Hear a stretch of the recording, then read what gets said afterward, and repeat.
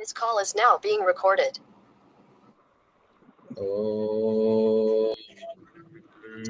हिरण्यगर्भः समवर्तत अग्रे भूतस्य जातः पतिरेक आसीत् सदा आधार पृथिवीं द्यामुते माम् कस्मै देवाय हविषा विधेम।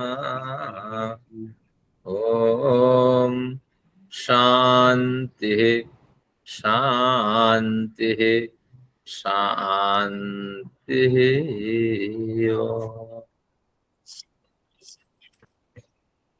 सच्चिदानंदात्मा परमेश्वर के प्रति नमन। आप सभी लोगों को मेरा यथायोग्य अभिवादन। बड़ा ही हर्ष का विषय है कि न्याय दर्शन के द्वितीय अध्याय पे हम प्रवेश कर चुके हैं और आप सभी विद्वान विदुषी लोग बड़ी रुचि के साथ 30-32 क्लासेस मेरे साथ अटेंड किए हैं। तो निश्चित रूप से कोई भी कर्म निष्फल नहीं होता है, तो आपका जो श्रम है अवश्य सफल होगा। तो इस रुचि के साथ हम चलते हैं द्वितीय अध्याय पर। सभी लोग पुस्तक निकालिए द्वितीय अध्याय और उस पे हम कुछ अध्ययन करते हैं। द्वितीय अध्याय का प्रथम आह्निक एक बार फिर स्मरण कराता हूं। अध्याय शब्द का अर्थ है अधीते इति अध्याय, यानी अधीते यानी अध्ययन करने का आपने मन बनाया तो बस वो तत्काल समाप्त हो जाना चाहिए। ये विद्वानों के लिए संभव है। अब आगे प्रथम आह्निकम एक दिन में जो समाप्त हो। अब देखिए दोनों विरोधी पक्ष है। आह्निक बड़ा होना चाहिए लेकिन आह्निक छोटा है और एक अध्याय में 2 आह्निक है। आह्निक का मतलब है अहानि भवम आह्निकम, जो संस्कृत लोग हैं वो जानते हैं। एक दिन में दिन भर कोशिश करके जिसको पढ़ा जाए उसका अर्थ आह्निक है। और अध्याय का मतलब एक झटके में जिसको पढ़ा जाए। लेकिन जब क्रम देखते हैं तो विरोध पता लगता है। तो इसका समाधान ये है कि अधीते इति अध्याय, ये जो कथन है ये विद्वानों के लिए है और आह्निक ये जो कथन है ये सामान्य व्यक्तियों के लिए है, जो कम स्तर के व्यक्ति हैं उनके लिए है। और हमेशा अध्याय जो होता है वो बड़ा होना चाहिए, यानी बड़े पैमाने पे होना चाहिए। विद्वान के लिए जो आह्निक है वो अपना अर्थ छोड़ देता है, गौण हो जाता है और अध्याय अर्थ प्रमुख हो जाता है। तो आह्निक मानो अहनि भवम, इसका अर्थ होगा 1-2 घंटे में, 1-2 झटके में ये समाप्त हो जाना है। तो इस तरह जो विद्वान होते हैं वो संकल्प करके वो लोग बैठे हुए होते हैं। और जब बैठेंगे तो उसमें 2 आह्निक हो, 4 आह्निक हो, 5 आह्निक हो, तो आह्निक उनके लिए छोटे छोटे सब चैप्टर प्रकरण है। लेकिन हम जैसे लोगों के लिए एक दिन में अध्ययन के योग्य है, लेकिन हमारे लिए तो वर्षों लग जाते हैं अध्ययन के योग्य है। कोई विरोध आपस में नहीं है। विद्वानों के लिए आह्निक अपना अर्थ छोड़ देता है, गौण कर देता है और अध्याय अर्थ प्रमुख हो जाता है। और एक अध्याय में ये छोटे छोटे सब चैप्टर के रूप में आह्निक विद्वानों के लिए प्राप्त होते हैं। और हमारे लिए अध्याय भी कठिन है, आह्निक भी कठिन है। और ऐसा है, ये एक एडवर्टाइजमेंट है। जैसे आप दंत कांति टूथपेस्ट खरीदो, केवल एडवर्टाइजमेंट है और कुछ नहीं है। और उसी तरह ये एडवर्टाइजमेंट है कि ये इतना बढ़िया कठिन विषय नहीं, प्रकरण नहीं है, एक झटके में खत्म हो जाएंगे, आप श्रम करो।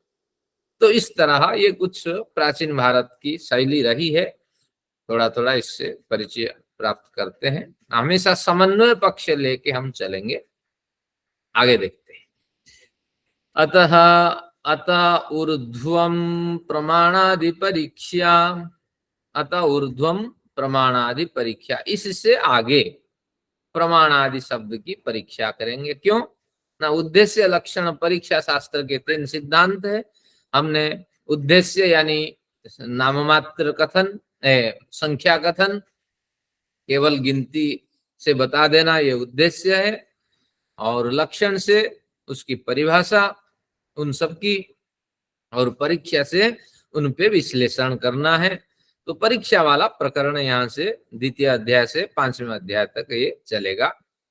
साच, सा यानी वह परीक्षा, विमृश्य पक्ष प्रतिपक्षाभ्याम अर्थावधारणम निर्णय, कहते हैं वो जो परीक्षा है पक्ष और प्रतिपक्ष का विमर्श करके, संशय उठाकर उनका समाधान करके, तो विमर्श निर्णय, इस तरह निर्णय करने का जो एक लक्षण हमने बताया था, निर्णय भी एक पदार्थ है, तो उस पदार्थ की चर्चा कहाँ हुई है ना, उस पदार्थ की चर्चा 1:41 नंबर सूत्र में हुई है। तो उसमें कहा गया था जब निर्णय की बात हो तो पक्ष और प्रतिपक्ष के अर्थ का अवधारण यानी निश्चय करना, इसी का अर्थ निर्णय है। तो इस तरह पक्ष और प्रतिपक्ष के विचारों पे हम निश्चय करेंगे, सही विचार है या गलत विचार है, या जाति छल निग्रह स्थान आदि का प्रयोग है, हेत्वाभास का प्रयोग है, ये भी देखेंगे। तो इस तरह इति अग्रे एवं परीक्षित, यहाँ तक भाष्यकार कहते हैं। अभी सूत्रकार ने कुछ नहीं कहा, अब सूत्रकार कहते हैं प्रथम सूत्र में, समानानेक धर्माध्यवसाया दन्यतर धर्माध्यवसायाद्वा न संशयः। एक बार और, समानानेक धर्माध्यवसाया दन्यतर धर्माध्यवसाया आद्वा न संशयः। संशय पर सबसे पहले परीक्षा, संशय पदार्थ पर परीक्षा की जाती है। क्यों? जब संशय ही हमें समझ में आ जाएगा कि कैसे हमें संशय करना, संदेह प्रकट करना, और तब जा करके हमें अग्रिम पदार्थों में प्रवेश होगा। क्योंकि संशय ही एक ज्ञान का स्तर है। ज्ञान तीन है ना, एक तो मिथ्या ज्ञान है, और एक संशय ज्ञान है, और एक तत्व ज्ञान है। अविद्या आदि मिथ्या ज्ञान है, संशय भी ज्ञान है, क्योंकि यहाँ हम बैठे रहते हैं, किसी भी निष्कर्ष पे नहीं पहुंचते हैं, और जब निष्कर्ष में हम पहुंच जाते हैं, तब जब हमें सफलता मिलती है, तब हमें तत्व ज्ञान हो गया होता है। अगर हम गलत रास्ते में जाते हैं तो वहां मिथ्या ज्ञान में फंस जाते हैं। तो संशय बीच का सोपान है, इसलिए संशय पे हम चर्चा करते हैं। अब 5 बिंदु भाष्यकार कहेंगे इस सूत्र के आधार पे। तो आपको एक शीट के माध्यम से मुझे प्रस्तुत कराना था, लेकिन अगली बार होगा, कुछ व्यस्तता मेरी रही, लेकिन आज मैं केवल मौखिक बताता हूं। क्योंकि ये जो परीक्षा आदि प्रकरण है ना, जब तक सीट नहीं होगी आपके पास, व्यवस्थित नहीं हो विषय होगा, ये सब इधर सुनना उधर निकल जाना है, ऐसी स्थितियां होगी। चलिए आज तो ऐसे ही पढ़िए, थोड़ी रुचि आपकी आज बनाना चाहता हूं। समानानेक धर्माध्यवसायात, हमने संशय जो पढ़ा था, संशय का क्या लक्षण था, क्या परिभाषा था, एक बार स्मरण करते हैं। जब तक संशय को नहीं समझेंगे तो इस सूत्र को नहीं खोलते हैं। 1:1:23 बजाज साहब निकालिए। 1:1:23 यानी प्रथम अध्याय प्रथमान्निक 23वां सूत्र, प्रथम अध्याय प्रथम अन्निक 23वां सूत्र। अगर मेरी पुस्तक की बात करें तो मुझे 23वां सूत्र कहाँ मिलता है?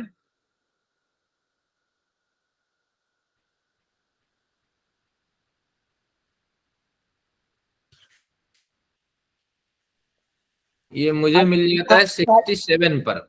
आचार्य जी 32 पे दूसरी पुस्तक में। कुछ लोगों को 32 पे मिल जाना है, और जैसे जिनके पास पुस्तक है, एडिशन है, उस हिसाब से पहले इसको समझते हैं, फिर विषय ताजा हो जाए तो फिर हम आगे बढ़ते हैं। अभी जो पहले प्रकरण में हमने नहीं समझा, एक एक शब्द को बारीकी से अब समझते हैं। समानानेक धर्मोपपत्ते, संशय 5 आयामों से होता है। किसी एक आयाम में जब आप फंस जाते हैं तभी संशय होता है, और वो संदेह बना रहता है, आप कोई भी निर्णय नहीं ले पाते। तो पहला उसमें प्रकरण है समान अनेक धर्मोपपत्ते, इसको तोड़ दीजिए, समान धर्म उपपत्ते है, अनेक धर्म उपपत्ते। जब समान धर्म की उपस्थिति हो जाए, जब विशेष धर्म की उपस्थिति हो जाए, तब संशय बना रहता है। फिर आगे देखते हैं 5 क्या क्या है। विप्रतिपत्ते, जब विरुद्ध धर्म की उपस्थिति हो जाए, उपलब्धि की अव्यवस्था से, अनुपलब्धि की अव्यवस्था से। ये 5 आयाम है, एक एक करके फिर उदाहरण के साथ समझते हैं। समान धर्म की उपपत्ति का उदाहरण हमने क्या पढ़ा था? स्थाणुर्वा पुरुषोवा। अंधेरे का समय है, एक व्यक्ति खड़ा था, या एक ठूंठ पेड़ खड़ा था, पता नहीं चल रहा था। व्यक्ति ने उस समय लाइट की गई हुई थी, बिजली नहीं थी, तो अब संदेह होने लगा कि हमारे उस गेट के पास वो ठूंठ पेड़ भी है और एक आदमी है, ये दोनों में से कौन है? तो समान धर्मोपपत्ति, ठूंठ पेड़ के जो जो धर्म थे, जितनी मोटाई होनी चाहिए, जितनी लंबाई होनी चाहिए, जितनी गोलाई होनी चाहिए, वो सारे धर्म उस पेड़ में हैं। और कोई व्यक्ति अगर खड़ा है तो उस व्यक्ति में भी ये सारे धर्म हो सकते हैं। तो इस तरह संदेह बना रहा, गेट के पास तो कोई नहीं खड़ा है, कहीं मेरा बेटा गया था ट्यूशन, वो तो आके नहीं खड़ा है, मेरी पत्नी तो नहीं खड़ी है। तो इस तरह ये संदेह हमारे मन में हुआ। तो समान धर्म की उपपत्ति से संशय होता है। अब विशेष धर्म की उपपत्ति से कैसे संशय होता है? ना, विशेष धर्म का मतलब है कि गंधवत्वात् पृथ्वी अबादिभ्य गुणेभ्यश्च विशिष्यते। ये कुछ संस्कृत पंक्तियां हैं हमारे लिए, आपके लिए इतना है, ये पृथ्वी द्रव्य है, गुण है या कर्म है, इसमें संदेह होता है। क्यों संदेह होता है? क्योंकि पृथ्वी में गंध नामक गुण है। अगर पृथ्वी गंध नामक गुण से युक्त है तो निश्चित रूप से यह पृथ्वी अबादिभ्य विशिष्यते, जो पृथ्वी तेज, जो नवद्रव्य है, खित्यप तेज मरुद्व्यम, 5 भूत, और फिर क्या है? दिशा काल आत्मा मन। ये वैशेषिक दर्शन का विषय है। इन 9 द्रव्यों के अंदर पृथ्वी में अगर गंध गुण दिखाई पड़ता है, और किसी पदार्थ में गंध गुण तो है ही नहीं, जब है ही नहीं तो फिर ये पृथ्वी इन पदार्थों से अलग है, विलक्षण है। जब विलक्षण है तो फिर इन पदार्थों के अंदर इनकी क्यों गिनती होती है? जो नवद्रव्य है, नवद्रव्य के अंदर 9 चीजें आती हैं। इन 9 चीजों में पृथ्वी में अगर गंध नामक गुण की विशेषता है तो फिर 9 द्रव्य में पृथ्वी को क्यों गिनते हैं? अगर मान लीजिए वायु की बात करें तो वायु के भी कुछ सत्व पृथ्वी में पाए जाते हैं, लेकिन गंध गुण कहाँ कहाँ, किस किस भूत में गंध गुण मिलते हैं? बोलिए, आकाश में गंध है, वायु में गंध है, और क्या हवा में गंध है, पानी में गंध है? कहीं नहीं है। अगर दुर्गंध पानी, दुर्गंधी वायु है तो वह पृथ्वी के गुण से युक्त होने के बाद दुर्गंध से युक्त होते हैं, वो पिंड, वो पदार्थ, वो भूत। तो बढ़िया उदाहरण दिया कि इस तरह आपको विशेष धर्म दिखाई पड़ेंगे और हमें संदेह होने लगेगा कि यहाँ 9 द्रव्य में पृथ्वी की गिनती नहीं होनी चाहिए। अगर इसमें गुण है तो गुणों में पृथ्वी की गिनती हो जानी चाहिए, कर्म में भी पृथ्वी की गिनती हो जानी चाहिए, क्योंकि गंध में भी क्रियाएं होती है। तो इसलिए किसमें हम माने? तो इस तरह विशेष धर्म की उपस्थिति होने से संदेह होता है। नहीं, क्या है? अनेक धर्म, हाँ, यानी विशिष्ट धर्म की उपस्थिति होने से संदेह होता है। और विशेषापेक्ष, अंतिम में कहा, एक विशेष धर्म की और एक विशेष धर्म की अपेक्षा होती है, जो ये पुष्ट कर लें ये पृथ्वी निश्चित रूप से द्रव्य ही है। तो क्या विशेष धर्म है? भूल गया था, अभी आपको स्मरण कराता हूं। विशेष धर्म यह है कि द्रव्य की परिभाषा है जिसमें गुण रहते हैं, जिसमें क्रियाएं होती है, जो अपने मूल उपादान कारण से युक्त होते हैं, वो द्रव्य है।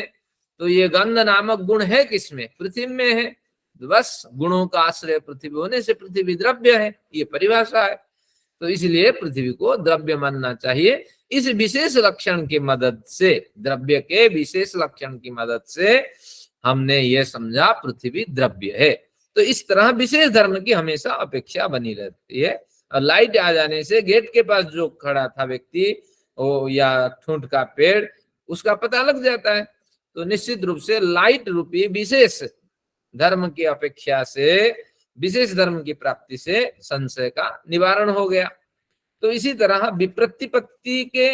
विप्रतिपत्ति से और उपलब्धि की अव्यवस्था, अनुपलब्धि की अव्यवस्था, ये विप्रतिपत्ति का मतलब है विरुद्ध ज्ञान से भी हमें संदेह बना रहता है।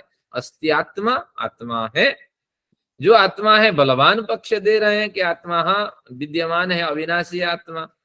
कुछ बलवान पक्ष भी ये भी है, आज के फिजिशियन है, आत्मा फात्मा कुछ नहीं है। तो निश्चित रूप से शरीर का 3 तो मेन ऑर्गन्स होते हैं, लिवर, किडनी, हार्ट, बस इन्हीं के द्वारा काम चलता ही है। बस इनमें त्रुटि हो जाए तो आदमी डेड हो जाता है। बस इनका भी बलवान पक्ष है। तो इसीलिए संदेह होता है कि विशेष पक्ष की अपेक्षा है और विशेष धर्म की प्राप्ति हो जाने से संशय की निवृत्ति हो जाती है। तो ये तीसरा पक्ष भी हमने संशय प्रकरण में पढ़ा था। उपलब्धि की अव्यवस्था, अनुपलब्धि की अव्यवस्था। उपलब्धि की अव्यवस्था का मतलब है जो पदार्थ उपलब्ध है तो कहीं उपलब्ध तो होता है, कहीं होता नहीं है। तो ऐसी अव्यवस्था क्यों ईश्वर ने बनाई, यहाँ संदेह होता है। क्या क्या पदार्थ उपलब्ध है? जल है, नदी में जल मिल जाता है, दूर से पता लगता है कि जल के बूंदे, जल की तरंगे ऊपर उठती हैं और वो दिखते हैं कि हाँ नदी आगे है। तो वही भ्रांति फिर मरुभूमि में क्यों होने लगती है? अब हवा में जल तो विद्यमान है लेकिन दिखाई क्यों नहीं पड़ते हैं ये जल? तभी तो आप ऐसी चलाते हैं, कैसे ठंडा हवा ले लेते हैं हवा से, तो फिर वो दिखाई क्यों नहीं पड़ता है? ईश्वर की क्या व्यवस्था है? ईश्वर क्या जताना चाहता है? तो संशय बना रहता है। फिर जब वैज्ञानिक कारण अनुसंधान करेंगे तभी पता लगेगा। तो ये वैज्ञानिक कारण का अनुसंधान और उससे ज्ञान से युक्त होना, ये विशेष धर्म की प्राप्ति। तो इसलिए यहाँ संदेह होता है, विशेष धर्म से उसका निवारण होता है। और अनुपलब्धि की अव्यवस्था जो है नहीं पदार्थ, वो पदार्थ कभी कभी मिल जाते हैं, हमें भी बड़ी मतलब हैरानी होती है। अरे मूली के जो जड़ है, मूली की जो जड़ है वो दिखाई नहीं पड़ती है, पेड़ के जड़ दिखाई नहीं पड़ती है। कितनी जड़ है हमें दिखाई पड़ता तो क्या हो जाता, हम थोड़ी जड़ काट लेते, लेकिन वो जड़ दिखाई नहीं पड़ती है। और साथ में क्या है, कील भी गड़े हुए होते हैं, वो दिखाई नहीं पड़ते हैं, पैर में चुभते हैं। तो इसलिए तो इत्यादि उदाहरणों से ये क्या व्यवस्था है कुछ पता नहीं लगता। ईश्वर की व्यवस्था पे संदेह होती है, फिर धीरे धीरे समझ में आती है किसी महान प्रयोजन से ये अंदर गए हुए हैं, गड़े हुए हैं। निष्प्रयोजन यहाँ कुछ नहीं होता है। अगर हमारी कक्षा चलती है, 30 दिन की कक्षा पूरी हो गई तो सब प्रयोजन है, यहाँ कुछ भी निष्प्रयोजन नहीं। तो ये संशय के 5 आयाम थे, आपको समझ में आ गया। अब धीरे धीरे इन एक एक अवयव पर आघात करेंगे और जिन ग्रंथों को आपने पढ़ा है, जिन सिद्धांतों को, उसको आप अप्लाई करने हैं। तो एक बार फिर स्मरण करें, समान धर्म की उपपत्ति, ये ठूंठ का पेड़ है, आदमी है। विशेष धर्म की उपपत्ति, पृथ्वी गंधवती है या नहीं है। तो अब विप्रतिपत्ति का मतलब आत्मा है या नहीं। उपलब्धि की अव्यवस्था, जल सब जगह क्यों नहीं दिखाई पड़ते हैं। अनुपलब्धि की अव्यवस्था का मतलब है मूली और किलक, ये सब क्यों हमें नहीं दिखते हैं, होते तो हैं। तो अब आते हैं हमारे द्वितीय अध्याय के प्रकरण में, इसको आप समझते हैं। अब कोई कठिनाई नहीं होगी आपको समझने में। अब आपको मैं पूछूंगा जो जो सिद्धांत हमने पढ़े हैं वो किस सिद्धांत को यहाँ अप्लाई किया गया है। अब सूत्र का अर्थ पहले समझते हैं। समानानेक धर्माध्यवसायात, समान और अनेक धर्म के अध्यवसाय से, अनेक यानी विशेष धर्म हमने अभी पढ़ा था, तो उनके अध्यवसाय से। अध्यवसाय का 2 अर्थ है, एक अर्थ है निश्चय, एक अर्थ है विद्यमानता। इसको आपको लिखना पड़ेगा, एक अर्थ निश्चय, एक अर्थ विद्यमानता। तो समान धर्म के निश्चय से या विद्यमानता से अब क्या है, न समान धर्म अध्यवसायात अन्यतर धर्म अध्यवसायात वा, और अन्यतर धर्म यानी समान और जो विशेष धर्म, दोनों में से किसी एक धर्म के अध्यवसाय से, निश्चय से या विद्यमान से न संशय, संशय नहीं करना चाहिए। तात्पर्य ये हुआ कि इनके जो सूत्र के 5 आयाम थे, इनको टुकड़ों टुकड़ों में वो बांटना चाहता है। पहला टुकड़ा उन्होंने लिया, समान धर्म के अध्यवसाय से संशय नहीं होता है, विशेष धर्म के अध्यवसाय से संशय नहीं होता है। आपने गलत उदाहरण दिया, आपका पक्ष गलत रहा, तो इसलिए अब हम क्या करते हैं, उस पर आरोप लगाते हैं कि आपका लक्षण सही नहीं है। तो बोलिए, जो अपना पक्ष स्वयं स्थापित नहीं करता और स्वपक्ष स्थापना हीनो वितंडा, उसको क्या कहते हैं, केवल दूसरे के पक्ष पे हमला करता जाता है। अभी तो हमने वितंडा पढ़ा, तो सबसे पहले वितंडा का यहाँ आरोप लगाया गया। भैया सिद्धांत तो 2 प्रकार के होते हैं, खंडन के और मंडन के। पहले अपना पक्ष रख लो, उस पे जम करके चर्चा कर लो, इसके बाद दूसरों का पक्ष आप खंडन करते चलो, ये मान्य है एक पक्ष। दूसरा पक्ष ये होगा कि पहले खंडन करने में उतर जाओ, खंडन करते करते फिर क्या करो, निष्कर्ष पे पहुंचो और अपना पक्ष रखो। जैसे आप अब पढ़ेंगे, 5वां सूत्र तक अध्ययन करेंगे, इस पूर्व पक्षी ने अपना पक्ष कुछ नहीं रखा, केवल ही वितंडा करते हुए चलने की कोशिश की। यानी हमें ग्रंथकार ये बताना चाहता है कि जब आप व्यवहारिक जगत में कभी क्या करें, शास्त्र की समीक्षा करें या कभी किससे बहस करें, कभी न्यायालय में इसका प्रयोग करें, ये शैली आप समझ लो, तुरंत ही हमला कर दो, अपना पक्ष छोड़ दीजिए, तुरंत ही उसके सिद्धांत पे हमला कर दो। तो तुरंत ही हमला कर दिया, एक टुकड़ा लेकर के। समान धर्म के उपस्थित होने से, निश्चय होने से संशय जो आपने कहा ये गलत है, और विशेष धर्म के की उपस्थिति से व निश्चय से जो संशय आपने कहा वो गलत है। इस तरह ये दोनों को कहा, या फिर कहा अन्यतर धर्माध्यवसायात, या दोनों में से, सामान्य और विशेष धर्म में से किसी एक के निश्चय हो जाने से जो संशय आपने कहा था वो गलत है। यहाँ 3 वाक्य को उठाया, 3 सिद्धांतों को उठा लिया। 3 में से कभी भी हमारे लक्षण में अन्यतर धर्म अध्यवसाय का कथन नहीं था। हमारे तो 3 से 5 सिद्धांत है, समान धर्म का अध्यवसाय, विशेष धर्म का अध्यवसाय, विरुद्ध धर्म का अध्यवसाय, उपलब्धि के अध्यवसाय, अनुपलब्धि के अध्यवसाय। थोड़ा सा उनके विचार ले लीजिए, थोड़ा अपने विचार घुसा दीजिए, इस तरह भ्रांतियां फैल जाएगी और अपना पक्ष मजबूत होता जाएगा। तो उन्होंने अपने तरफ से एक विचार को घुसा दिया। ये केवल हमारी बुद्धि को विकसित करने के लिए ये इस तरह प्रयास है।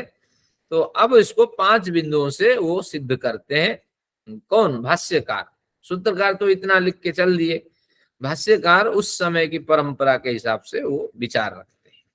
समानस्य धर्मस्य अध्यवसायात् संशयः न धर्म मात्रात्। यहाँ क्या कहना चाहते हैं?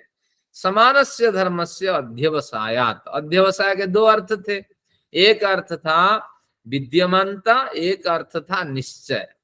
अब उन्होंने निश्चय अर्थ में प्रयोग किया था, हमारे ये जो ग्रंथकार प्रयोग किए थे, कहाँ? 23 नंबर सूत्र में। अब उन्होंने निश्चय अर्थ को यहाँ हटा दिया, अध्यवसाय का अर्थ यहाँ रखा विद्यमानता। जब किसी के अर्थ को हम घुमा देते हैं तो उसमें 16 पदार्थों में कौन सा पदार्थ यहाँ प्रयुक्त तो हो जाता है? अभी हमने पढ़ा ना, जब अपना अर्थ घुमा देते हैं, जैसे अर्थ घुमा दिया, क्या घुमा दिया? वाक्छल। तो ये वाक्छल किया गया। अभी आपने भाई वितंडा का भी एक्सपेरिमेंट करके देखा, अभी देखिए वाक्छल का एक्सपेरिमेंट कर दिया गया। दोनों अर्थ हैं, और गुमराह करने वाला अर्थ ले लिया। तो क्या किया अर्थ? समानस्य धर्मस्य अध्यवसायात्, समान धर्म की विद्यमानता से। यहाँ निश्चय अर्थ नहीं होगा, संशय न, कभी संशय होता ही नहीं है, क्योंकि समान धर्म तो हमेशा रहेगा, समान धर्म हमेशा ही विद्यमान रहेगा। आपके पास जो धर्म है, मेरे पास जो धर्म है, कुछ तो समान धर्म है हम दोनों के पास है। किसी दोनों व्यक्तियों में कंपैरिजन कर लीजिए, पेड़ के पास भी कुछ धर्म है, हमारे पास भी कुछ धर्म है, तो समान धर्म तो हमेशा रहेगा।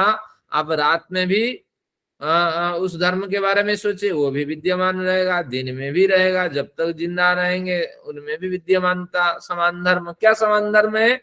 लंबाई चौड़ाई मोटाई गोलाई, वो भी भोजन ग्रहण करता है, हम भी भोजन ग्रहण करते हैं, क्रम भले ही उलट पलट हो, लेकिन ये तो समान धर्म तो विद्यमान रहेगा।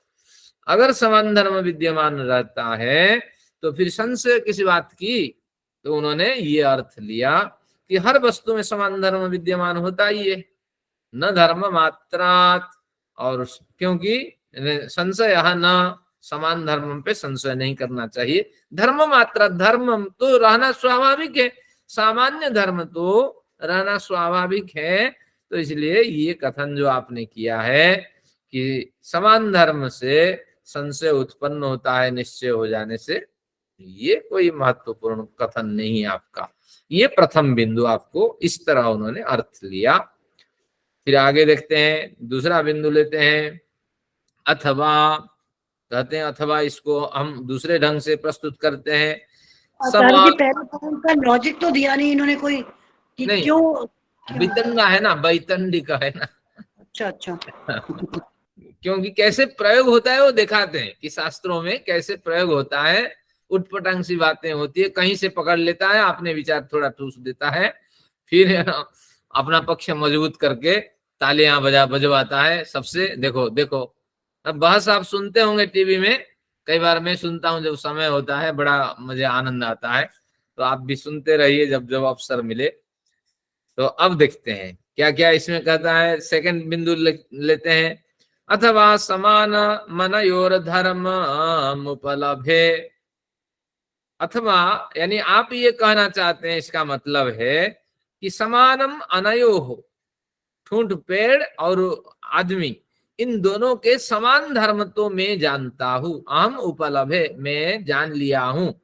अगर जान लिए हैं तो धर्म धर्मी ग्रहण संशय अभाव, किस वस्तु में क्या धर्म है तो आपने जान लिया। जब धर्म जान लिया तो उस धर्म से युक्त धर्मी को भी जान लिया। यानी ठूंठ पेड़ में क्या क्या धर्म है ये भी आप जानते हैं, मनुष्य में क्या क्या धर्म है ये भी जानते हैं। जब ठूंठ पेड़ के धर्म को जान लिया और आदमी के धर्म को जान लिया तो दोनों ही आप जान ही तो रहे हैं, संशय कहाँ है? आप नहीं जान रहे हैं, ये बताओ। बात देखिए कैसे बिल्कुल जैसे कह रहे हैं, सही कह रहे हैं। उन्होंने क्या कहा था, जब संशय हो विशेष धर्म की अपेक्षा से उसकी निवृत्ति होगी। अब विशेष धर्मापेक्षा विशेषापेक्षो संशय, इतना बिंदु उन्होंने नहीं लिया, विशेषापेक्ष को हटा दिया। तो कहा आप भी स्वयं कह रहे हो कि समान धर्म को भी आप जान रहे हो, विशेष धर्म की भी आप समान, इन दोनों के समान धर्म को आप जान रहे हो। अगर जान रहे हो तो उससे युक्त धर्मी को भी आप जान रहे हो, कुछ तो जान रहे हो। जहां ज्ञान है वहां संशय कैसा है? संदेह किस बात की है? कुछ तो आप जान रहे हो कि वो आदमी खड़ा है या कोई खड़ा है, कम से कम कोई खड़ा है इतना तो आप जान रहे हो। वो आदमी आपको देख, आदमी होगा तो अंदर घुसेगा नहीं क्योंकि आप उसको देख रहे हो, वो आपको देख रहा है। अब ऐसी स्थिति में संशय करना ये कोई मायने नहीं रखता। इस तरह ये उसका दूसरा पक्ष है। ये है। अब तीसरा पक्ष देखते हैं, अथवा समान धर्माध्यवसायादर्थांतर भूते धर्मिणी, क्योंकि उन्होंने कहा था कि अन्यतर धर्माध्यवसायात, या दोनों धर्मों में से किसी एक धर्म को जान लेना। संशय जो आप कहते हैं इसको हम नहीं मानते हैं, तो उसी की बात करते हैं। अथवा समान धर्माध्यवसायात अर्थांतर भूते, देशांतर का मतलब अन्य देश, अर्थांतर का मतलब अन्य अर्थ। तो यानी ये कहना चाहते हैं कि इन दोनों, ठूंठ का पेड़ और मनुष्य, इन दोनों से भिन्न तीसरी वस्तु, तीसरे धर्मी को मैं जान रहा हूं। तो इस तरह अगर आप कहना चाहते हैं, समान धर्माध्यवसायात, समान धर्म के अध्यवसाय से, विद्यमानता के कारण इन दोनों का निषेध करके, अर्थांतर भूते धर्मिणी, तीसरे किसी व्यक्ति को, तीसरे किसी वस्तु को अगर आप जानने की बात कहते हो तो जब तक वो तीसरा व्यक्ति निश्चय न हो जाए तब तक संशय बना रहता है। ऐसा कहना संशय अनुपपन्न, ऐसा कहना ये युक्त नहीं है। क्यों? न जातो रूपस्य अर्थांतरभूतस्य, जब आपने किसी पदार्थ में रूप का दर्शन कर लिया तो अध्यवसायादर्थांतरभूते स्पर्शे संशय, बाद में संशय होगा ना, उसका रूप तो मैंने देख लिया, उसको छू के देखूं वो वस्तु है या नहीं, या और कुछ है, या कोई वेव है, कोई तरंगे हैं, तो इस तरह बाद में होगा ना ज्ञान। एक साथ तो एक का ज्ञान होगा। रूप को देखना है तो एक साथ रूप को देखो, छू करके देखना है, स्पर्श का ज्ञान करना है तो एक साथ स्पर्श करके ज्ञान देखो, एक समय में एक ज्ञान होगा ना। तो आप रूप को देख रहे हो और कहते हो कि मुझे स्पर्श का अनुभव नहीं हो रहा है, ये संभव नहीं है, स्पर्श के लिए अलग मेहनत करनी पड़ेगी। तो इस तरह ये तीसरा बिंदु है। तीसरा बिंदु क्या है कि समान धर्म के ज्ञान से अगर तीसरे पदार्थ का ज्ञान आप प्राप्त करना चाहते हैं, जब तक नहीं होता है वो ज्ञान संशय, आप कहते हैं ये निरर्थक है, क्योंकि समान धर्म को आप जान रहे हो, वो धर्म ऐसा है जैसे रूप को आप जान रहे हो। जब रूप को जान रहे हो थोड़ा धीरज रखो, अगर उसको छू कर देखना है, स्पर्श का ज्ञान रूप के ज्ञान के बाद होगा ना, एक साथ रूप और स्पर्श का ज्ञान हो जाए ये संभव नहीं है। तो इसीलिए तो आपका ये कथन गलत है, ऐसा कथन आप न करें। जबकि हमारे सिद्धांती यानी ग्रंथकार ऐसा कुछ नहीं कह रहे हैं। तो इस तरह ये तर्क किया जाता है, उटपटांगी तर्क, बेसिर पैर का तर्क, इसको कहते हैं वैतंडिक तर्क है। और फिर आगे देखते हैं, अथवा चौथे बिंदु पे क्या कहते हैं, अथवा नाध्यवसायादर्था बधारणा धनवधारण ज्ञानम संशय उपपद्यते। ये नाध्यवसायात में न को अभी रोक देते हैं, अध्यवसायात अर्थावधारणात, अध्यवसाय यानी विद्यमानता से, हाँ यहाँ निश्चय अर्थ भी लगा सकते हैं, अध्यवसाय से, विद्यमानता से, निश्चय से, तो हमने कोई ना कोई अर्थ का अवधारण किया, ज्ञान किया। तो अब अनवधारण ज्ञानम संशय, अब फिर कहते हो कि मुझे ज्ञान नहीं हुआ तो और संशय में फंसा हुआ हूं। अरे अध्यवसाय पूर्वक आपने कुछ ना कुछ तो समझा, निश्चय करके, विद्यमानता को समझ करके कुछ ना कुछ आपने ज्ञान प्राप्त किया, फिर कहते हैं अनवधारण ज्ञानम संशय, मुझे कोई ज्ञान नहीं हुआ। ये तो ऐसा है जैसे कई बार हम बेनियन पहन लेते हैं और ढूंढते रहते हैं घर में, मेरा बेनियन कहाँ गया कहाँ गया, वजह सब होता है या नहीं? हाँ, तो उसी तरह आप ही स्वयं फंसे हुए हो, समझ ही नहीं पा रहे हो। निश्चय तो कह रहे हो कि ये स्थाणु वा पुरुषो वा, स्थाणु का नाम भी ले रहे हो, ठूंठ पेड़ का, और व्यक्ति का नाम भी ले रहे हो। अब दोनों का ज्ञान हो रहा है और समान धर्म का ज्ञान हो रहा है, फिर कहते हो कि मैं समझ ही नहीं पा रहा हूं। तो इस तरह संशय जो न अलग रखा था यहाँ लगा देंगे, न उपपद्यते, संशय ऐसे नहीं माना जाएगा। कार्य कारण एवं सारूप्य भावात, कार्य और कारण में समान रूपता है। जब आपको समान धर्म दिखाई पड़ता है, जिसका धर्म दिखाई पड़ता है, तो उसी का धर्म धर्मी, उसी धर्म से युक्त धर्मी को आपको मान लेना चाहिए। एतेन अनेक धर्माध्यवसायादिति व्याख्यातम, जैसे समान धर्म की बात यहाँ हो गई है 4 बिंदुओं से, तो उसी तरह विशेष धर्म का अध्यवसाय समझ लेना है। विशेष धर्म क्या था? पृथ्वी गंधवती है या नहीं। जब कह ही रहे हो पृथ्वी गंधवती है, गंध नामक गुण से पृथ्वी युक्त है, तो गुण जिसमें होता है वो निश्चित रूप से गुणी होता है। तो गुण जिसमें होते हैं वो तो पदार्थ है, द्रव्य तो होता ही है। तो फिर आप कह रहे हो पृथ्वी गुण से युक्त है, फिर कहते हो ये द्रव्य है या गुण है। ये जानबूझ करके स्वयं ही अपने में फंस रहे हो, स्वयं ही अपने में संशय उत्पन्न कर रहे हो, ये गलत है। इस न्याय से ये 4 सिद्धांतों के आधार पे आप समझ लेना चाहिए, अनेक धर्म के अध्यवसाय से विद्यमान होने पर संशय होता है, जो आपने कहा ये निरर्थक है। तो इन 4 बिंदुओं को थोड़ी, ये द्रव्य में तो गुण और कर्म दोनों होते हैं ना फिर? हाँ, गुण क्रिया और जिस स्तर का वो पिंड है उसका उपादान कारण होता है। जैसे आग्नेय पिंड है तो अग्नि उपादान कारण होगा उसका प्रमुख, जलीय पिंड है जल उपादान कारण होगा। अब चलिए इसको, ये प्रथम विषय है आपके लिए, थोड़ा सा मतलब रुचिकर नहीं होगा, लेकिन इसमें जो जो हमने पढ़ा है एक्सपेरिमेंट करके इसको आप एक बार देखिए। एक तो आपने समझ लिया बैतंडा वितंडा कैसे की जाती है, यानी कहीं से बेसिर पैर के आप प्रश्न उठाते जाइए। दूसरा, उन्होंने जो नहीं कहा उसको हम कैसे घुसाएंगे कि दो शब्द उनका ले लेंगे और एक शब्द अपना घुसा देंगे, एक वाक्य अपने घुसा करके अपना पक्ष मजबूत करेंगे। और उसमें जहां जहां भिन्न भिन्न दो दो शब्दों को प्रतिपादित करने वाला शब्द मिलेगा तो वहां भी उसको, उस मौका को नहीं छोड़ेंगे। तो वहां जैसे अध्यवसाय के दो अर्थ है, कहीं विद्यमानता कहीं निश्चय, जहां जैसे हुआ ऐसे अर्थ उन्होंने ले लिया। तो फिर उन्होंने कहा कि समान धर्म के अध्यवसाय से, विशेष धर्म के अध्यवसाय से, जो अध्यवसाय यानी विद्यमानता से संशय की जो आपने बात कही है ये गलत है, क्योंकि कुछ ना कुछ तो ज्ञान हो ही रहा है।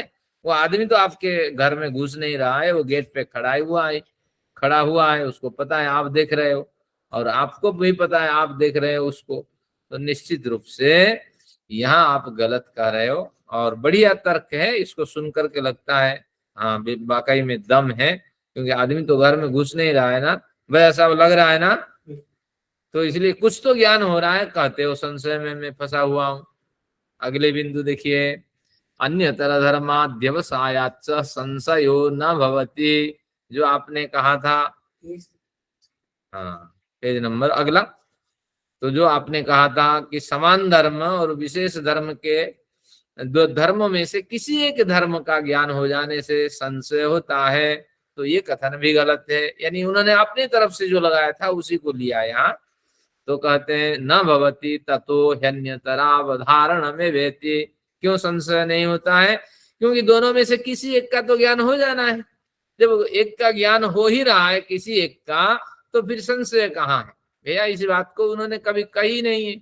जब कहा ही नहीं है इस बात को, तो इसको आप घुसा कर कह रहे हो कि दोनों में से किसी एक का निश्चय हो जाने से संशय होता है। जो आपने कहा था वो गलत है, क्योंकि दोनों में से किसी एक का तो निर्णय आखिर में हो जाना है, तो फिर संशय कैसा? इस तरह उन्होंने प्रथम सूत्र का अर्थ किया। किन्होंने किया? हमारे कौन किए? वात्स्यायन भाष्य है, ऋषि वात्स्यायन है, गौतम ऋषि सूत्रकार है, भाष्यकार वात्स्यायन है। तो बस इस तरह उन्होंने अपना पक्ष रखा। तो तात्पर्य ये हुआ, कोई सिद्धांत नहीं और कोई पूर्व पक्षी उत्तर पक्षी नहीं है। इसमें क्या है, अपने मन से विचार उठाते हैं। उन्होंने विचार उठाया कि इस सूत्र का व्याख्यान ऐसे कर देना चाहिए। तो ये प्रामाणिक ऋषि स्तर के व्याख्याकार भाष्यकार माने जाते हैं। तो इसलिए इनके कुछ विचार हमने अध्ययन किया। तो निष्कर्ष इतना है, वितंडा से, छल से, और क्या क्या प्रयोग हुआ है यहाँ? एक तो और भी प्रयोग हुआ है ना, का अर्थांतर भूते धर्मिणी संशयो अनुपपन्ना। तीसरे बिंदु में उन्होंने कहा था कि जब धर्म का भी आप ज्ञान कर रहे हो, धर्मी का भी ज्ञान कर रहे हो, तो फिर संशय कहाँ है? तो ये विरुद्ध हेत्वाभास का प्रयोग हुआ है यहाँ। विरुद्ध हेत्वाभास क्या है कि बस ईश्वर कैसा है? ईश्वर सर्वव्यापक है। सर्वव्यापक होने से तो समान धर्म का मुझे ज्ञान है, विशेष धर्म का मुझे ज्ञान है, धर्म को मैं जानता हूँ, धार्मिक को मैं जानता हूँ, इसलिए इन दोनों का ज्ञान है। तो ये विरुद्ध हेत्वाभास का प्रयोग किया गया। तो इस तरह हमारे वाक्य में इन सब का प्रयोग होता है। तो धीरे धीरे ये थोड़ा आपको ताजा होता जाएगा जो जो 16 पदार्थ आपने पढ़ा है। आइए दूसरा बिंदु लेते हैं। दूसरा सूत्र आज 5वें सूत्र तक पढ़ेंगे। कुछ विशेष नहीं है, केवल कैसे वाक्यों का प्रयोग किया जाता है, भ्रम फैलाया जाता है, अपना पक्ष आप कैसे इनसे बचा पाएंगे, ये कुछ निर्देश है। विप्रतिपत्ति अव्यवस्था अध्यवसायाच्च अब च के बाद क्या लगाएंगे, न संशय, वहां से अध्याहार करेंगे। ये कुछ हमारे सूत्र में नियम है, एक सूत्र में पूरी परिभाषा दे देंगे और आगे टुकड़े टुकड़े में कुछ कहेंगे, फिर थोड़ा सा पिछले सूत्र से उठा के इसमें जोड़ेंगे। तो ये 5 सूत्र तक न संशय आप लिख दीजिए और ब्रैकेट में लिख दीजिए अध्याहार। अध्याहार यानी पिछले सूत्रों से उठा के यहाँ जोड़ना, तब जाके वाक्य की पूर्ति होगी।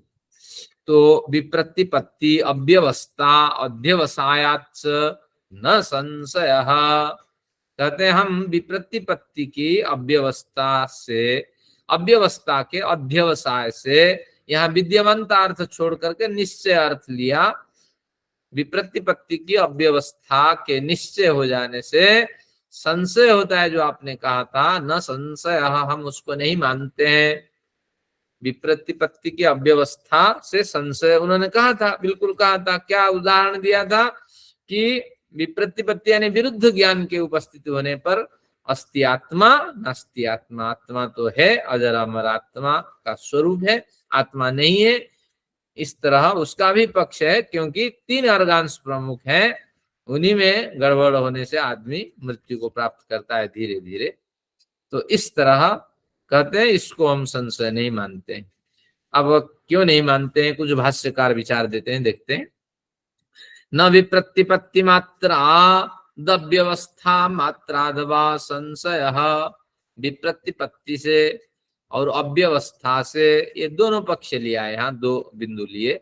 विप्रतिपत्ति मात्र से, अव्यवस्था मात्र से संशय होता है, जो आपने कहा था किम तर्हि, ये कैसे संभव है, इति न पहले लगा है, उसको हम संशय नहीं मानते हैं। क्यों नहीं मानते हैं, न विप्रतिपत्ति मुपलभमानस्य संशय, क्योंकि विप्रतिपत्ति मुपलभमानस्य संशय, विप्रतिपत्ति को ढूंढने चलने वाला जो व्यक्ति है तो उसके मन में संशय होगा ना। विप्रतिपत्ति में कोई संशय नहीं है, इसकी बात सुन लीजिए, उसकी बात सुन लीजिए, आप संशय में क्यों फंसेंगे। आप अगर निष्कर्ष को ढूंढना चाहते हैं तब संशय होना चाहिए ना, तो आपको वही लिखना चाहिए।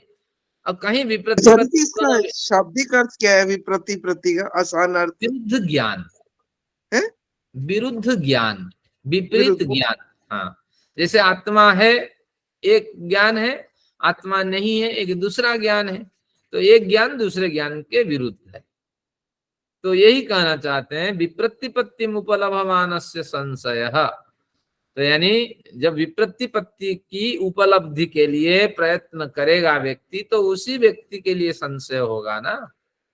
तो इस तरह उन्होंने इसका अर्थ किया। एवं अव्यवस्थामपीति, इस तरह अव्यवस्था में समझ लेना चाहिए। कैसा, अथवा अस्ति आत्मा इत्येके नास्ति आत्मा इत्यपरे मन्यन्त, कुछ लोग मानते हैं आत्मा है, कुछ लोग मानते हैं आत्मा नहीं है। इति उपलब्धे कथम संशयः स्यादिति, तो ऐसे कथन में उपलब्धे है, कथम संशयः, क्योंकि ज्ञानी, क्योंकि दोनों ज्ञान की उपलब्धि तो है, यानी आत्मा है इनका भी पक्ष उपलब्ध है, आत्मा नहीं है इनका भी पक्ष उपलब्ध है। उपलब्धि में कोई संशय नहीं है, लेकिन जब अध्यवसाय करेंगे, ढूंढने चलेंगे, निष्कर्ष पे चलेंगे, तभी संशय होता है। तो उपलब्धि रव्यवस्थिता अनुपलब्धि स अव्यवस्थिता, उपलब्धि की अव्यवस्था अनुपलब्धि की अव्यवस्था विभागेन अध्यवसिते संशय अनुपपद्यते, कहेंगे इनमें भी भेद है। विप्रतिपत्ति की उपलब्धि आगे उसको स्पष्ट करेंगे, और उपलब्धि और अनुपलब्धि की जो अव्यवस्था की बात कही गई है उनमें जो भेद दिखाया गया है, विभागेन अध्यवसिते संशय नोपपद्यते, उस विभाग को, उस भेद को अध्यवसाय से निर्णय की ओर जब आप ले जाएंगे, तब जाकर के संशय का दूरीकरण होगा, संशय यहाँ नहीं होगा। क्या तात्पर्य इसका, उपलब्धि की अव्यवस्था, उदाहरण क्या था, उपलब्धि की अव्यवस्था में जहां पानी है वहां हमें पानी दिखाई पड़नी चाहिए, कहीं है कहीं नहीं, तो इस तरह अनुपलब्धि की अव्यवस्था, जहां मूली और मूल गड़े हुए होते हैं वो नहीं दिखते हैं, कील आदि नहीं दिखते हैं, तो इसलिए ये एक अव्यवस्था है, इसलिए हमें संशय होता है। तो वो कहते हैं विभागेन अध्यवसिते, जब इनमें आप भेद दिखाते हैं तो निश्चित रूप से भेद दिखाते वक्त, दोनों में जब भेद दिखाते हैं तब संशय होता नहीं है, लेकिन जब इनमें निष्कर्ष आप ढूंढने निकलते हैं तब संशय होता है। इनका यही अर्थ है। तो अर्थ इतना है इस सूत्र का कि विप्रतिपत्ति विरुद्ध ज्ञान जब सामने उपस्थित हो तो उसमें वो ज्ञान संशय देने वाला नहीं है। उपलब्धि की अव्यवस्था, अनुपलब्धि की अव्यवस्था, जब दोनों सिद्धांत आप सुनते हैं तब संशय नहीं होता है, लेकिन जब निष्कर्ष की ओर आप बढ़ते हैं तब संशय होता है। तो ऐसा कुछ आपको लिखना चाहिए था, और आप ऐसा लिखते हैं कि विप्रतिपत्ति से संशय, अव्यवस्था से संशय, उपलब्धि की अनुपलब्धि की अव्यवस्था से संशय, ऐसा लिखना नहीं चाहिए, ये लिखना आपका गलत है। तो इस तरह ये दूसरे सूत्र का अर्थ है। अभी हमारे पास कितना समय है? हाँ, आज 5 पढ़ लेंगे, फिर इसका एक निष्कर्ष आपके सामने आएगा कि केवल थोड़ा श्रम करके इसको सुनते जाइए। अब देखते हैं विप्रतिपत्तौ च संप्रतिपत्ते, कहते हैं जो विरुद्ध ज्ञान आपने कहा था, विप्रतिपत्ति का जो विरुद्ध ज्ञान का जो उदाहरण दिया था, आत्मा है आत्मा नहीं है, च संप्रतिपत्ति, वो भी संप्रतिपत्ति, वो भी यथार्थ ज्ञान है, अयथार्थ ज्ञान नहीं है, उसमें भी हजारों ने श्रम किया है और उसको मानने वाले भी हजारों लोग हैं। तो इसलिए आसाराम को मानने वाले भी हजारों लोग हैं, रामदेव को मानने वाले भी 1000 लोग हैं। तो इसलिए पक्ष भी दोनों बलशाली पक्ष हैं। तो इसको क्यों नहीं आप सोचते हैं? आप हमेशा नेगेटिव सोच रखते हैं, पॉजिटिव सोच भी कभी रखा करें। तो इसलिए आपको नेगेटिविटी के साथ कार्य नहीं करना है। अब भाष्यकार और स्पष्ट करेंगे, याम च विप्रतिपत्तिम भवान संशय हेतु मन्यते, जिस विरुद्ध ज्ञान को आप संशय का दर्जा देते हैं, सा संप्रतिपत्ति वो विशिष्ट ज्ञान ही है, सा ही द्वयोः प्रत्यनिक धर्म विषया, वो जो संप्रतिपत्ति है वह द्वयोः जो दोनों पक्ष है उनके प्रत्यनिक, प्रत्यनिक यानी विरुद्ध, विरुद्ध धर्म विषया, विरुद्ध धर्म के विषय हैं। यानी दोनों धर्म जो हैं विरुद्ध धर्म हैं, वो अपने अपने सिर तान करके खड़े हैं, यथार्थ हैं, अयथार्थ नहीं है, और उनके फॉलोअर्स भी बड़े हैं। तत्र यदि संप्रतिपत्ते संशय, यदि विप्रतिपत्ते संशय, विरुद्ध ज्ञान में आपका संशय हो जाता है, संप्रतिपत्तिरेव संशय स्यात्, संप्रतिपत्ति में भी संशय आपको करना चाहिए। अब केवल आप विप्रतिपत्ति में संशय करते हो, संप्रतिपत्ति को स्वीकार कर लेते हो बिना बहस के, तो ऐसा नहीं है। तो पहले आप क्या करो कि निष्कर्ष करो, दोनों पक्षों को सुनो, फिर निष्कर्ष पे उतरने के बाद एक को ग्रहण करो। अगर सुनते ही आप विप्रतिपत्ति को त्याग देते हो, संप्रतिपत्ति को ग्रहण करते हो, तो ये कथन गलत है। जैसे विरुद्ध में भी संशय है, ऐसे संप्रतिपत्ति में भी, यथार्थ ज्ञान में भी आपको संशय करना चाहिए। तो इस तरह ये एक पक्ष है। ये तीसरे सूत्र में, चौथा और पांचवा 2 सूत्र और पढ़ते हैं। जी, संप्रतिपत्ति मतलब यथार्थ ज्ञान हो गया, जैसे हाँ, आत्मा निराकार है तो निराकार है। प्रतिपत्ति ज्ञान समझ है, सम यानी उत्तम रूप से, ये है इस तरह। और ये भी प्रतिपत्ति विरुद्ध ज्ञान हो गया। हाँ, तो जैसे विरुद्ध ज्ञान का पक्ष है मजबूत पक्ष है, ऐसा भी उत्तम ज्ञान का मजबूत पक्ष है। वहां संशय करते हो तो यहाँ भी संशय करो, तब जाके हम मानेंगे संशय। और सुनते ही आप कहते हो नहीं नहीं ये तो संशय का स्थल है, तो ये गलत है। पहले तो समीक्षा करो, इसको सुनो, इसके विषय। संप्रतिपत्ति में जहाँ एक ही विचार आ रहा है तो फिर संशय क्या है? हाँ, ये बैतन्ना जो आपका प्रश्न आएगा उसका समाधान वितंडा, यानी कुछ ना कुछ बोलते रहना और हेतुआभास इसमें आएगा, विरुद्ध कथन होगा और निष्कर्ष कुछ नहीं है, केवल बहस करते जाना। प्रतिपत्ति में 2 धर्म है, इसलिए संशय हो रहा है कि ये है सही या वो सही है। संप्रतिपत्ति में जब एक ही धर्म बता रहे हैं, मान लीजिए वैदिक आधार पर हमने बता दिया, मंत्र बता दिए, उसकी व्याख्या कर दी, लॉजिक दे दिया, तो एक ही विचार है ना, फिर हाँ, कैसे संशय होगा? इसका निष्कर्ष यही है कि कि उन्हें सिर्फ जैसे कहना है। हाँ, बाल से खाल निकाला जाता है, हाँ, उन्हें सिर्फ कहना है, मतलब अंगूर से कभी छिलका निकाला जाता है, कभी ठीक आपने है। सुना जीरा से सिरा निकालो। हाँ, तो उसी ठीक है। तरह ये निरर्थक कथन है। जीरा के भी कई सिरे सिरे होते हैं, अब निकालेंगे तो सीधे हाथ में नहीं लगना है, मेहनत इसको होना है। वितंडा कहेंगे, निग्रह स्थान कहेंगे। हाँ, इसको निग्रह स्थान का भी यहाँ प्रयोग है। अभी तो निग्रह स्थान हमने बारीकी से पढ़ा नहीं, जितना पढ़ा उसको अप्लाई करेंगे। और भाई वितंडा का केवल ही ये कथन है, भैया अपना पक्ष बता दो, हमें क्यों इतने फंसा रहे हो। तो इस तरह कहीं कहीं बहस करनी आपको होती है, ये सिखा रहे हैं ग्रंथकार कि ऐसे आप बहस करो। तो और कुछ नहीं, इसमें देखते हैं अव्यवस्थात्मनि, ये पंक्ति नहीं पढ़ते हैं या पढ़ लेते हैं, है समय है, आ जाएगा। याम च विप्रतिपत्तिम भवान संशय हेतु मन्यते सा संप्रतिपत्ति सा ही द्वय प्रत्यनिक धर्म विषय तत्र यदि विप्रतिपत्ति संशय संप्रतिपत्तिरेव संशय। हाँ, ये हो गया। आगे देखते हैं अव्यवस्थात्मनि व्यवस्थितत्वात् चाव्यवस्थायाः, जो आपने कहा कि उपलब्धि की अव्यवस्था से और अनुपलब्धि की अव्यवस्था से संशय, तो वो हमें मान्य नहीं है। न संशय यहाँ जोड़ेंगे आखिर में, क्यों मान्य नहीं है उनका, ये इस भाष्य में इतना कहेंगे कि देखो, जो अव्यवस्थात्मनि, अव्यवस्था अपने स्वरूप में अव्यवस्थित है, तभी तो अव्यवस्था है। इधर उधर सामान बिखार देते हो और बिखरने के कारण वो अव्यवस्था भी अपनी अव्यवस्था रूपी दायरे में अव्यवस्थित है। अब उसको कहते हो संशय हो अव्यवस्था से, अव्यवस्था तो मिलेगी ना, अव्यवस्था से व्यवस्था थोड़ी मिलेगी। देखिए कैसे पक्ष है, अगर व्यक्ति पागल है तो पागल के दायरे में आबद्ध है, और पागल को अगर पागल कहते हो तो ये गलत है, ये पूर्व पक्षी कह रहा है। क्यों? पागल भी अपने पागलपन से व्यवस्थित है और साधु भी अपने साधुपन से व्यवस्थित है। तो साधु को साधु कहते हो ये गलत है, क्योंकि साधु तो अपने साधुपन से व्यवस्थित है, तो गलत कहाँ है? अगर इधर साधु को गलत कहते हो, साधु को साधु कहते हो, तो यहाँ पागल को भी पागल कहना गलत है। पागल भी अपनी पागलपन से, अपने पागलपन के स्वभाव से व्यवस्थित है। इसी तरह इसका कथन है। ये भाष्य पढ़ते हैं, जब समझ में आ गया।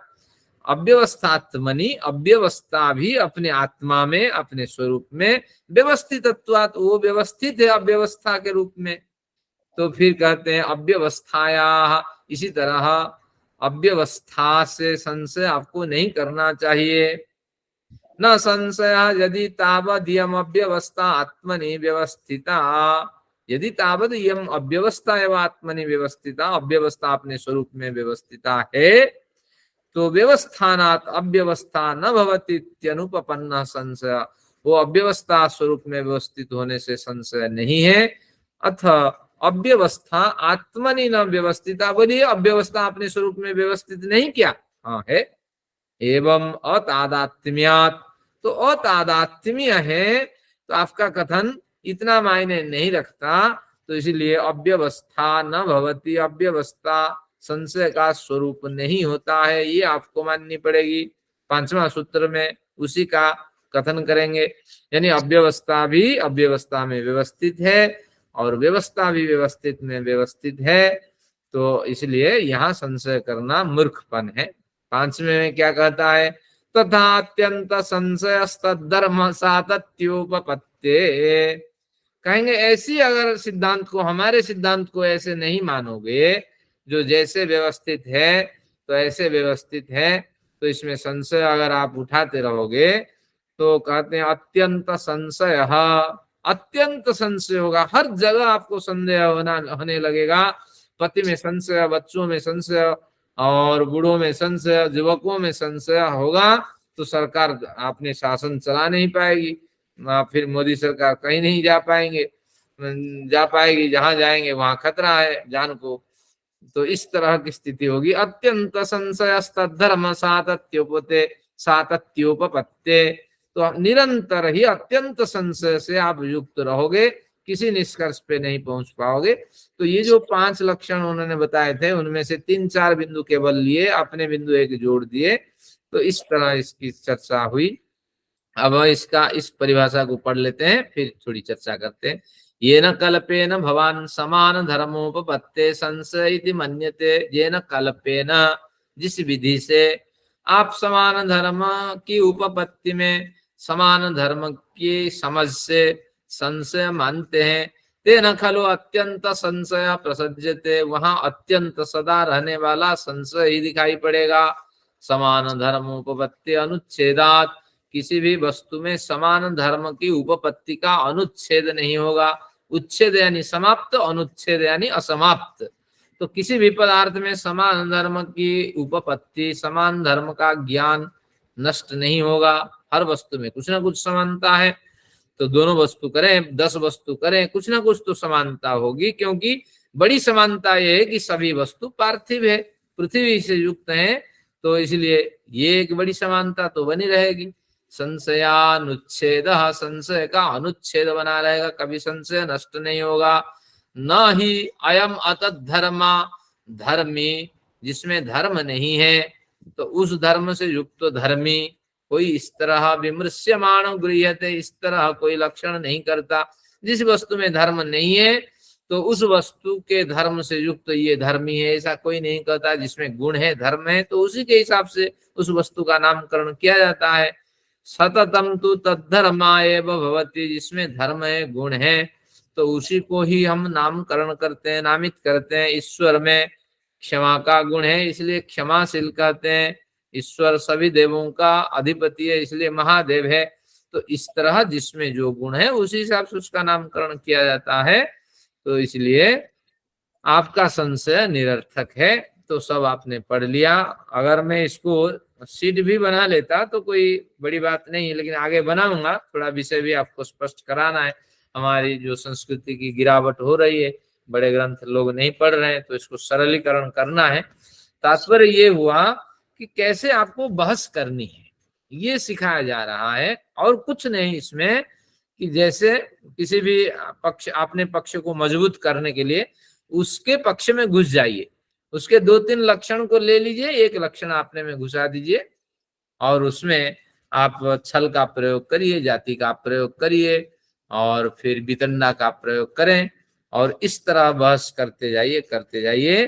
फिर अगर वो व्यक्ति डर जाए या अगर वो व्यक्ति फंस जाए आपके विचार से, तो आपका पक्ष मजबूत होगा। अगर नहीं इस तरह कर पाओगे तो अपना पक्ष खतरा ही आप मानोगे।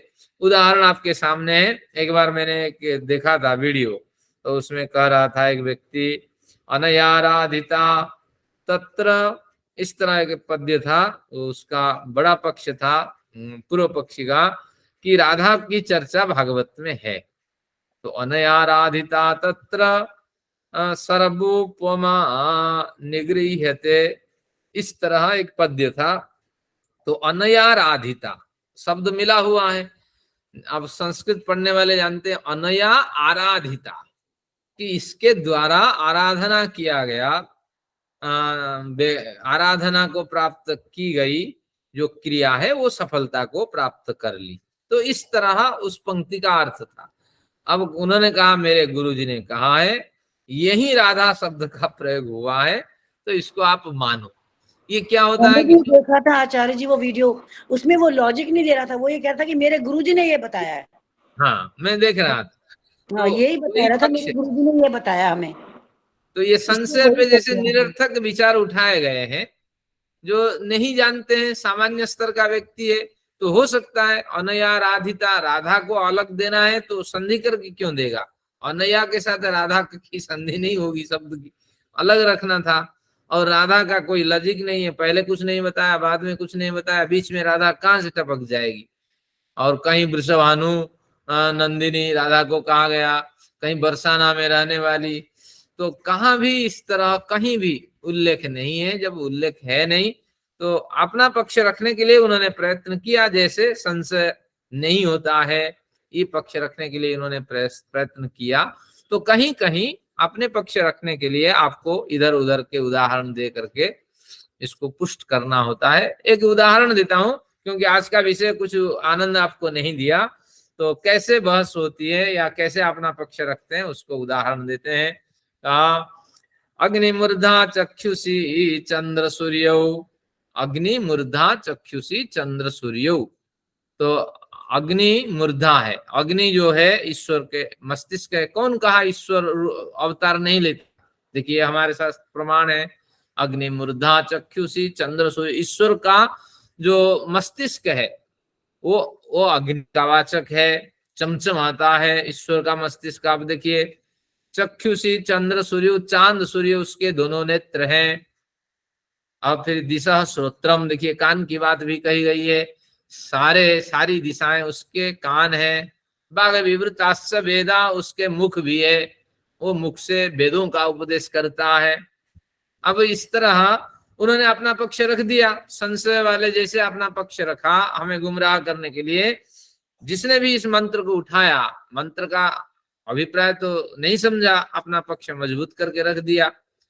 अब जब रखा, फिर हम कोई सिद्धांत यहाँ समाधान देता है, भैया आ जाओ हम ड्राइंग बनाते हैं, आपका ईश्वर कैसे बनेगा। अग्नि मूर्धा, अग्नि मूर्धा है तो ऑक्सीजन के संयोग से आग जलती है, तो बस कहाँ ऑक्सीजन है कहाँ कैसे है ये तो हमें पता नहीं है, ईश्वर का मस्तिष्क बनेगा ही नहीं।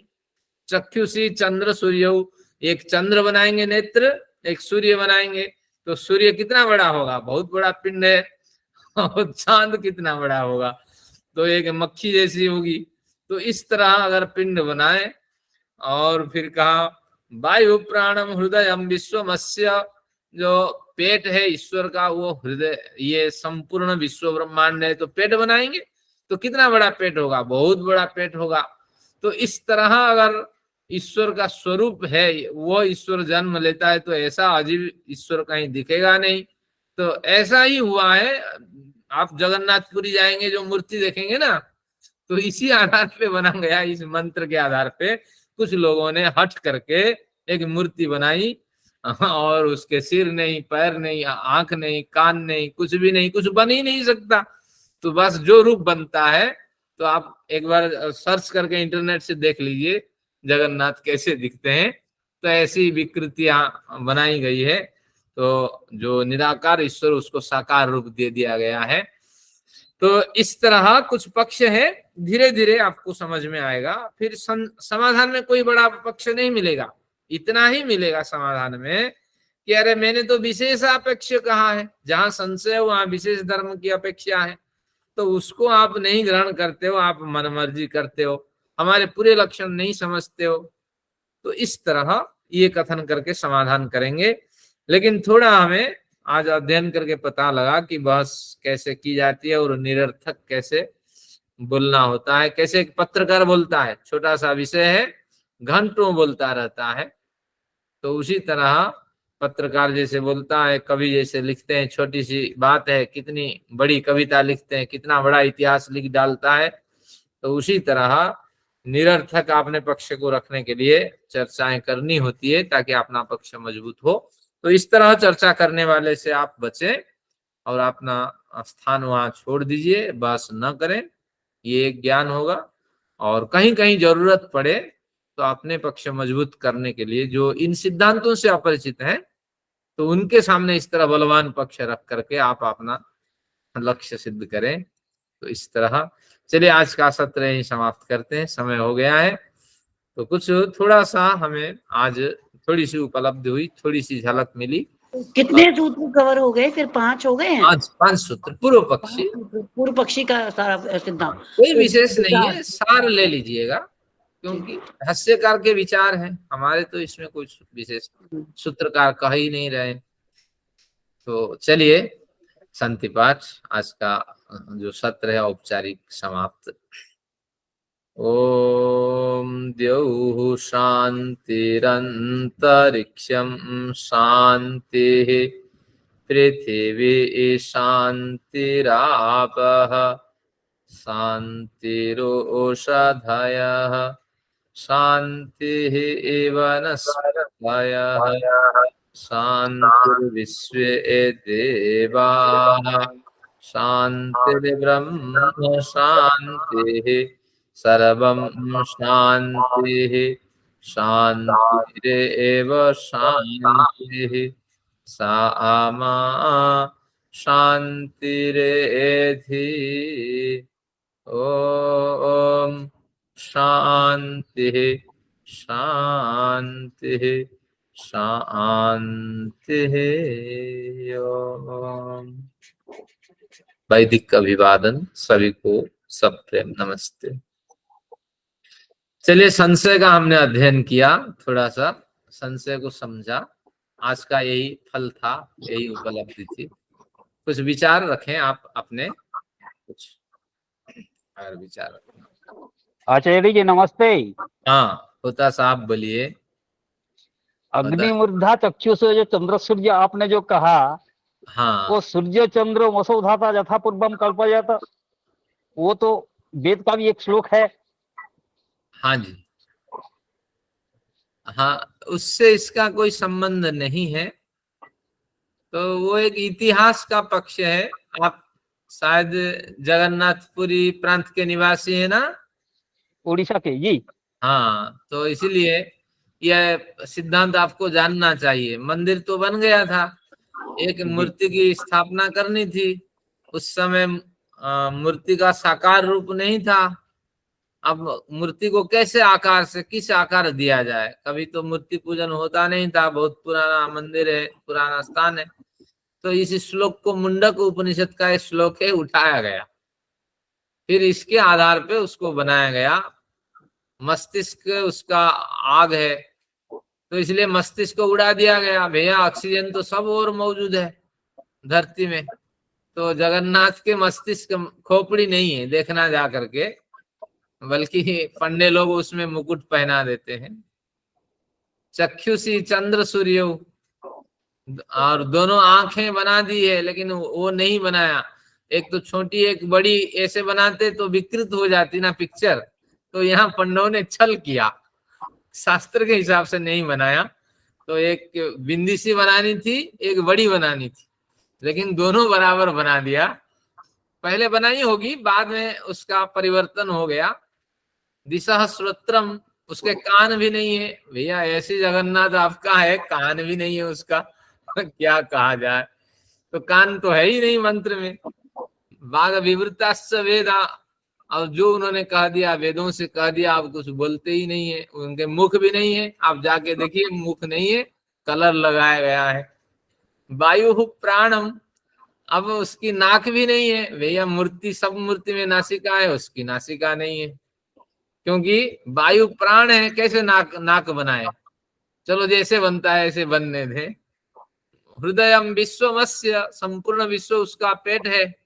तो पेट इतना बड़ा बना दिया, बहुत बड़ा बना दिया। और जो लोग कहते हैं, पंडे लोग ना, चावल खा खा करके पेट बढ़ा रखे हैं, तो ये भगवान को भी पेटू बना दिया। तो बस पदभ्याम पृथ्वी, उसके पैर भी काट दिए बेरहमी से। मूर्तियों के पैर कोई काटता है? क्योंकि सूत्र कहता है पद, उसके पैर नहीं है, सब जगह वो विद्यमान है। तो ऐसा सर्वभूतांतरात्मा, ऐसे भगवान सबके अंतरात्मा में मिलते हैं। ये श्लोक था। उसको बिगाड़ते बिगाड़ते इन सब ने बिगाड़ दिया। और शुरू में तो छोटी आंख बड़ी आंख रही होगी, बाद में अब आंखें बराबर हो गई। अब इस रहस्य को हम जैसे शास्त्र पढ़ने वाले जानते हैं, कोई नहीं जानता। ये बात अगर पंडों के सामने रखी जाए तो अपनी आजीविका खोने के डर से मार पिटाई करना शुरू करेंगे। तो इस तरह ये कुछ सिद्धांत हैं आपके लिए। धन्यवाद। और कुछ विचार रखें आचार्य जी। हाँ जी। ये जो संशय है ये बड़ा प्रबल होता है जीवन में। हाँ। व्यवहार में जब ये आता है तो बड़ा बलवान होता है। हाँ। यदि हमने ठूंठ को देखकर भूत या मनुष्य मान लिया तो वो जितनी देर हम उस व्यवस्था में रहते हैं वही रूप ही हम पे प्रभावी होता है और भय आदि बड़ा संकट में डाल देते हैं। बिल्कुल, मेरे साथ भी ऐसा हुआ, इसलिए मैं कह रहा हूँ संशय सबसे खतरनाक चीज है। बिल्कुल, संशय से अविद्या के स्तर आ जाते हैं। अगर संशय को आपने मान लिया, अगर संशय रहित हो गए तो विद्या बीचों बीच वो ज्ञान खड़ा होता है।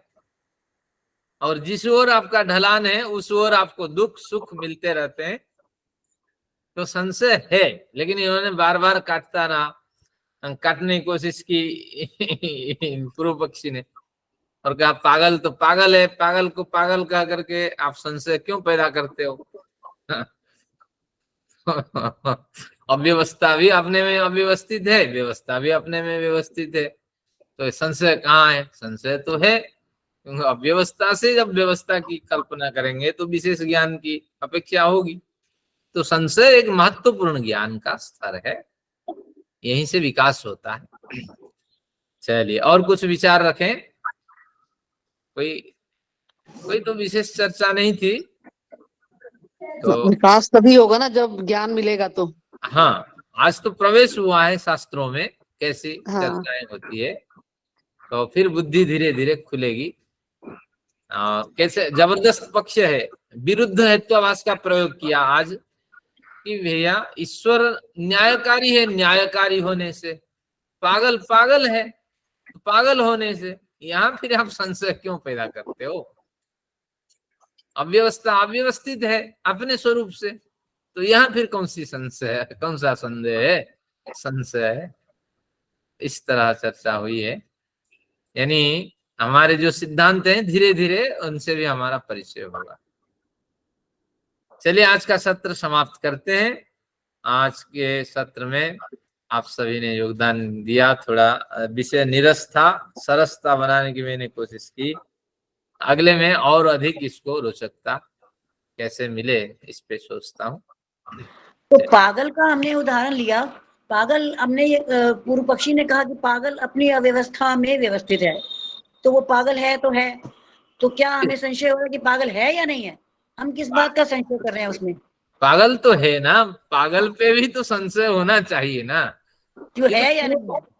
पूर्व पक्षी का अपना विचार है, बेसिक नहीं, सिद्धांति को हम लोगों को किस बात का, पहले सूत्रों में क्या संशय है उसमें कि वो पागल है या नहीं है? पागल है तभी संशय है इसमें कि ये पहले पागल नहीं था, अब पागल जैसा आचरण कर रहा है, तो इसलिए संशय होता है कि ये अभिनय कर रहा है, सचमुच पागल है, एक विशेष धर्म की अपेक्षा है। अब वो विशेष धर्म को हटा दिया, बोला पागल तो पागल है, फिर इसमें संशय क्यों करते हो? उसको पागल रहने दो। तो इस तरह उसका ठीक है। चलिए, धीरे धीरे कुछ हमें समझ हमारी बढ़ जाए, यही अभिप्राय है। आइए, ओम सर्वेभ्यो नमः। ओम सर्वेभ्यो नमः। सबको सब प्रेम नमस्ते जी। नमस्ते। नमस्ते। सबको सारे नमस्ते जी। निराश होने की बात नहीं है, धीरे धीरे समझ में आएगी।